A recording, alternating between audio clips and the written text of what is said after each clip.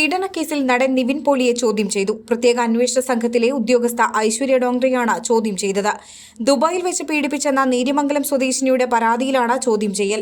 പരാതിക്ക് പിന്നിൽ ഗൂഢാലോചനയുണ്ടെന്ന നിവിൻ പോളിയുടെ പരാതിയിൽ നടന്റെ മൊഴിയും അന്വേഷണ സംഘം രേഖപ്പെടുത്തി. പീഡനം നടന്നുവെന്ന് പറയുന്ന സമയത്ത് താൻ കൊച്ചിയിൽ തന്നെയുണ്ടായിരുന്നുവെന്നതിന്റെ രേഖകളും നടൻ അന്വേഷണ സംഘത്തിന് കൈമാറി. ഇക്കാര്യം നേരത്തെ സംവിധായകൻ വിനീത് ശ്രീനിവാസനും വെളിപ്പെടുത്തിയിരുന്നു. പീഡനം നടന്നുവെന്ന് ആരോപിക്കുന്ന സമയങ്ങളിൽ വർഷങ്ങൾക്ക് ശേഷം സിനിമയുടെ കൊച്ചിയിലെ സെറ്റിലായിരുന്നു നിവിനെന്നാണ് വിനീത് ശ്രീനിവാസൻ അറിയിച്ചത്. നിവിന്റെ പരാതിയിൽ യുവതിയെയും ഭർത്താവിനെയും SIT നേരത്തെ ചോദ്യം ചെയ്തിരുന്നു. യുവതിയുടെ പരാതിയിൽ നിവിൻ പോളി അടക്കം 6 പേർക്കെതിരെയാണ് കേസെടുത്തിരിക്കുന്നത്. കോട്ടയം സ്വദേശി ശ്രേയ, സിനിമാ നിർമ്മാതാവ് AK സുനിൽ, എറണാകുളം സ്വദേശികളായ ബിനു, ബഷീർ, കുട്ടൻ എന്നിവരാണ് മറ്റു പ്രതികൾ.